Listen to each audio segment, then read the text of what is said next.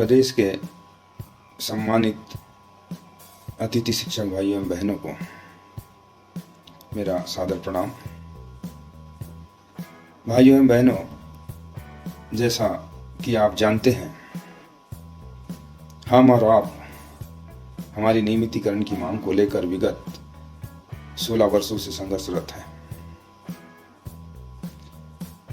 इन्हीं मांगों को लेकर आजाद स्कूल अतिथि शिक्षक संघ मध्य प्रदेश ने 19 जून 2024 से 19 जुलाई 2024 तक निरंतर 1 महीना लोक शिक्षण संचालनालय के सामने धरना प्रदर्शन दिया, जिसमें प्रदेश के हमारे समस्त जिला अध्यक्ष और समस्त पदाधिकारियों ने और समस्त अतिथि शिक्षकों ने पूर्ण सहयोग किया। परंतु उन 1 महीना के धरना प्रदर्शन के बाद भी शासन प्रशासन से कोई सकारात्मक जवाब नहीं मिला।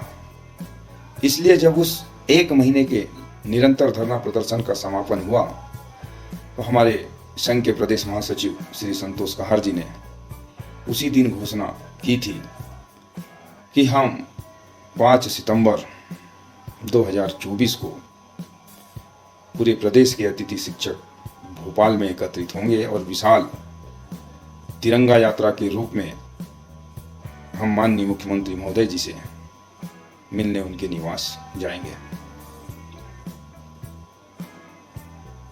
जब यह घोषणा हुई कि 5 सितंबर को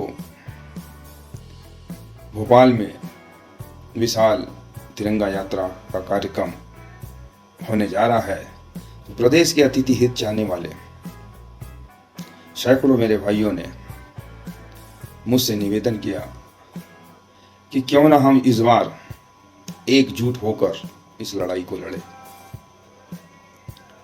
मुझे भी ऐसा लगा कि हम बंटकर हमारा नुकसान ही करवा रहे हैं। इसलिए मैंने व्यक्तिगत रूप से आगे आकर प्रदेश के समस्त अतिथि हित चाहने वाले सभी संगठनों से आह्वान किया कि आओ हम एक मंच पर आए।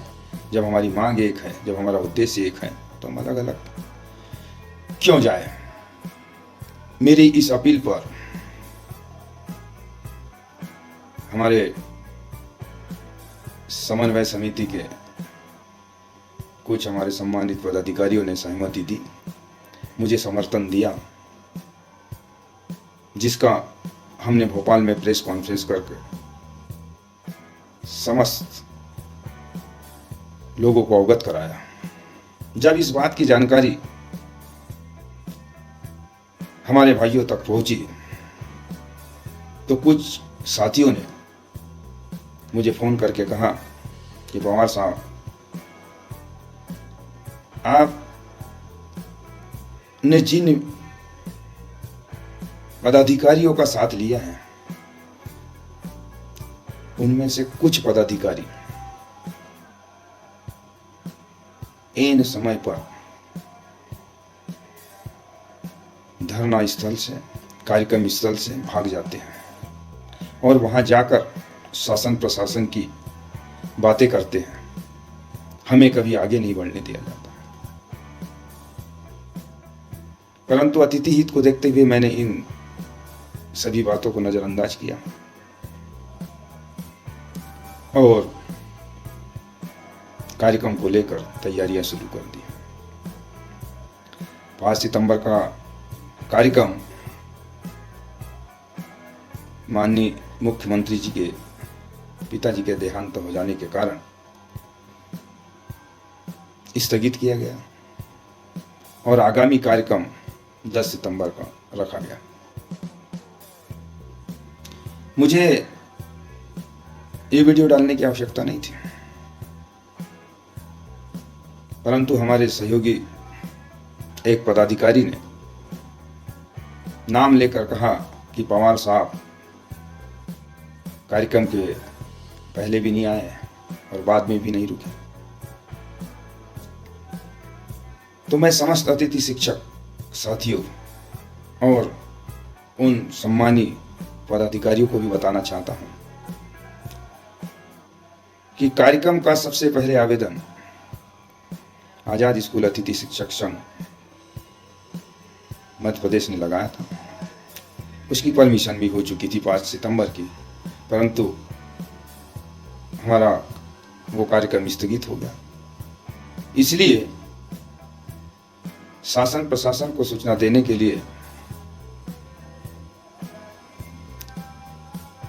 हमारे संघ से आदरणीय बीएम खान सर, जो आजाद स्कूल अतिथि शिक्षक संघ के कार्यकारी अध्यक्ष हैं, आदरणीय पुष्कर सिंगरौली जी, जो आजाद स्कूल अतिथि शिक्षक संघ के कार्यालय प्रभारी है, ये उपस्थित थे। इन्होंने सूचना देने का काम किया। और कार्यक्रम के बाद की बात करें तो मेरा अचानक स्वास्थ्य खराब हो गया था। इसलिए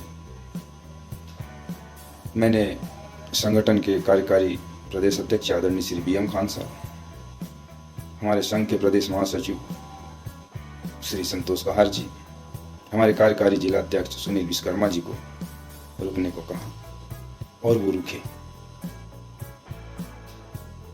अब मैं आता हूं 10 सितंबर के कार्यक्रम के दिन की बात। मैं थोड़ा सा लेट हो गया था।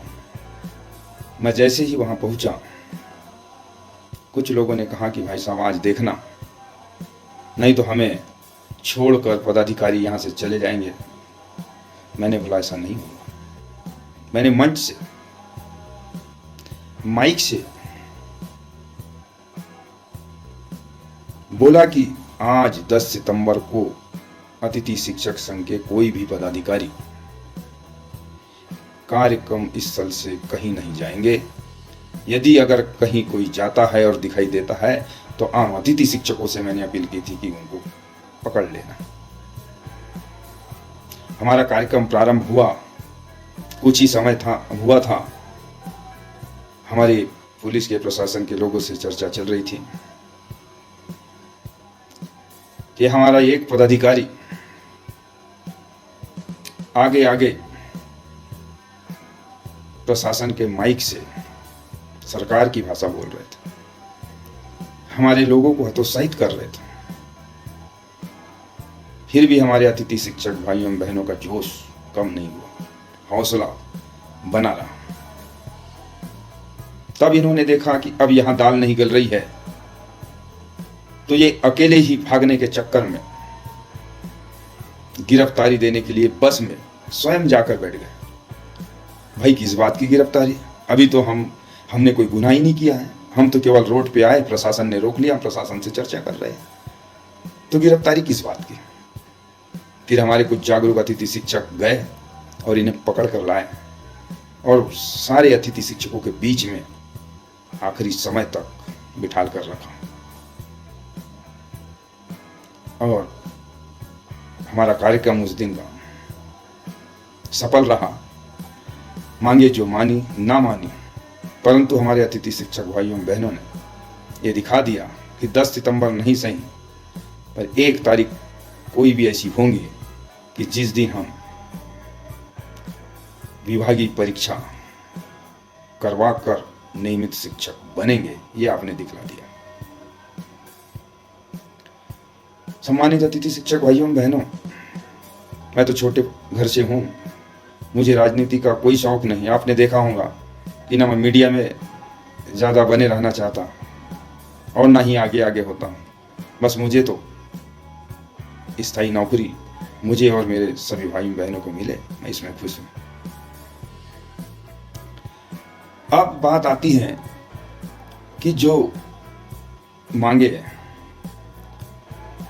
सरकार ने मानी है, उससे क्या आजाद स्कूल अतिथि शिक्षक संघ सहमत है या असहमत है? मैं आपको स्पष्ट बता देना चाहता हूं कि ये आजाद स्कूल अतिथि शिक्षक संघ की कभी मांगे ही नहीं थी। आजाद स्कूल अतिथि शिक्षक संघ का उदय ही विभागीय परीक्षा के उद्देश्य को लेकर हुआ है और हम अंतिम सांस तक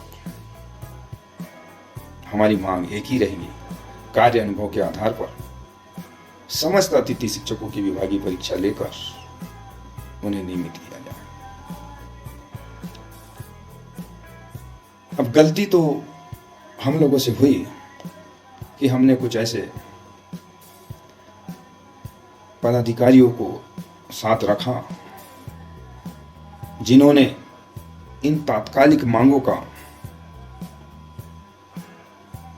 ताना बाना पहले से बुन के रखा था, जिसको लेकर आज वो तरह तरह के वीडियो जारी कर रहे हैं। परंतु 10 तारीख के कार्यक्रम का श्रेय यदि किसी को जाता है तो वो हमारे आम अतिथि शिक्षक भाइयों एवं बहन। मैंने 10 सितंबर को समस्त भाइयों एवं बहनों के आंखों में जो आंसू देखे,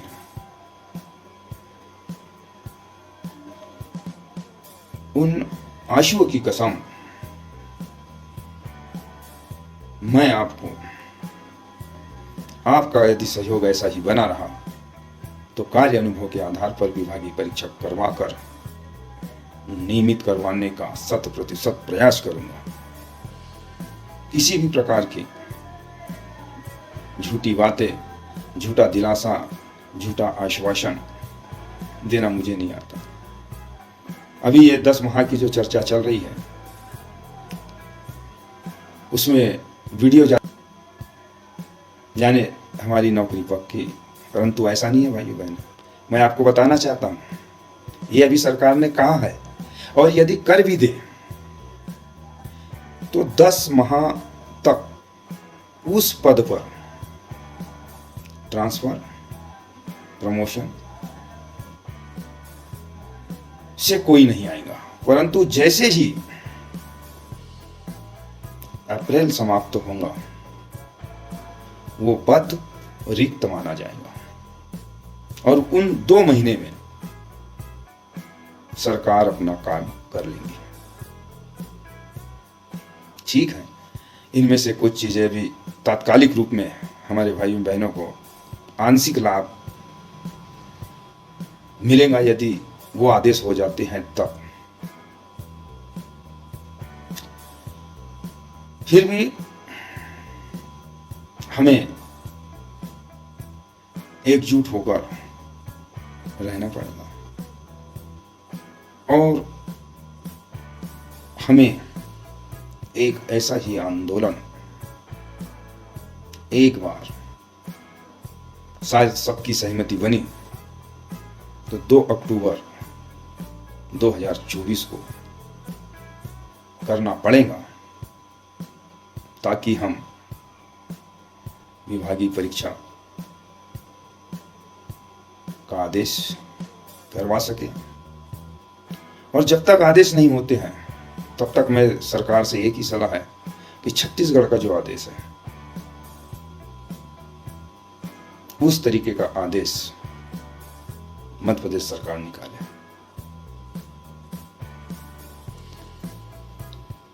इस बार जो आंदोलन होगा आजाद स्कूल अतिथि शिक्षक संघ के नेतृत्व में होगा, क्योंकि हम बार बार गलतियां नहीं करना चाहते कि लोग हमारे भोले भाले अतिथि शिक्षक भाइयों बहनों के नाम पर राजनीति करें। इस कार्यक्रम में हमारे वरिष्ठ जनों का बहुत सहयोग रहा, हमें मिला। एक बार मैं इस वीडियो के माध्यम से पुनः आपको बताना चाहूंगा कि जिन मांगों को लेकर सरकार डिंडोरा पीट रही है कि हमने ये 8 मांगे मान ली है, मैं इन्हें सिरे से खारिज करता हूं। मैं इन मांगों से असहमत हूं। हमारी केवल और केवल एक ही मांग है, और वो मांग है अतिथि शिक्षकों की कार्य अनुभव के आधार पर विभागीय परीक्षा आयोजित कर नियमित किया जाए। महासंघ केवल 10 सितंबर तक बना था। 10 सितंबर के बाद महासंघ का जो अस्तित्व है वो खत्म हो चुका है। अब आजाद स्कूल अतिथि शिक्षक संघ पूरे प्रदेश के अतिथि शिक्षकों की लड़ाई पूरी निष्ठा, लगन व ईमानदारी से लड़ेंगे, जीतेंगे। जय अतिथि, विजय अतिथि। नमस्कार साथियों।